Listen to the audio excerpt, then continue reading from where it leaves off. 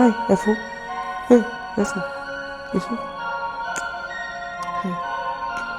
Hi, welcome to another episode of Geekout Weekly, and this one's gonna be short but shocking.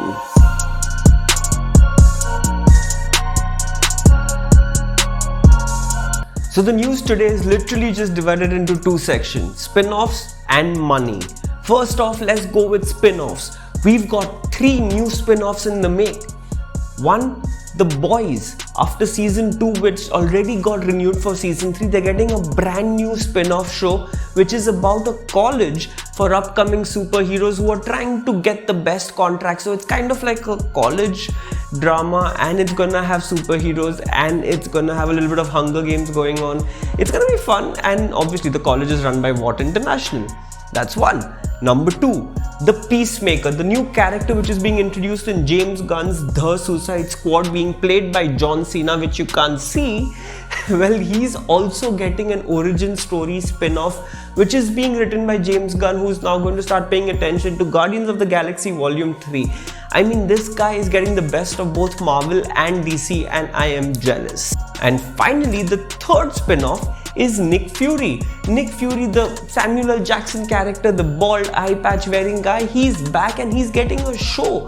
And it's going to be on Disney Plus, obviously, but we do not know what the premise or the plot of the show is, so we are excited. And the second part of the show is all about the money.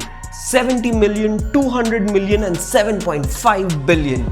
70 million, that's the amount of money that's going to be put into the reported reshoots of Justice League, the Snyder Cut that we've been excited for. Well, why is it going into reshoots? Because I'm guessing the original one was setting up an ending with another sequel, and I don't think they're going to do that. So they're obviously changing the ending, and obviously there's going to be reshoots because we want to see Ben Affleck back. But apparently Henry Cavill said there are no reshoots, so we don't know if these are rumors or if it's true, but I think it's mostly going to be true. 200 million. That's the amount of money Universal Pictures has put aside for Tom Cruise to go shoot in space. That's right, he's actually shooting a full movie. I don't know about full movie, but he's actually shooting in space, and he's doing that with Elon Musk's SpaceX, obviously. And who else would have probably gone to shoot a movie in space? It had to be Tom Cruise. And finally, 7.5 billion. That's the amount of money Xbox just spent on buying Bethesda, which is a game company which has made Fallout, Doom, Skyrim.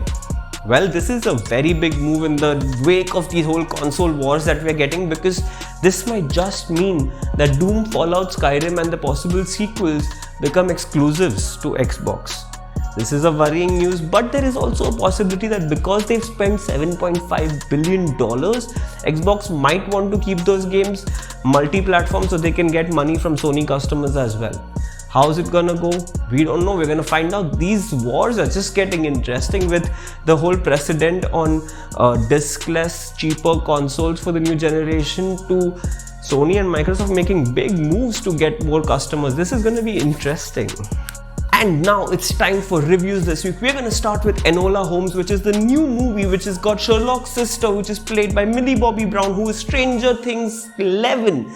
She's done a good job. I was very surprised. I thought she was going to be doing that whole Stranger Things thing that she does all the time. Well, she didn't do that. She did something very different, and Henry Cavill is playing Sherlock Holmes, and there was a lot of competition because the earlier Sherlocks were Benedict Cumberbatch and there was Robert Downey Jr. and now there's Superman, Henry Cavill, and he did a good job too. The movie was good. I am surprised. I'm looking forward to the sequels because there are definitely going to be sequels.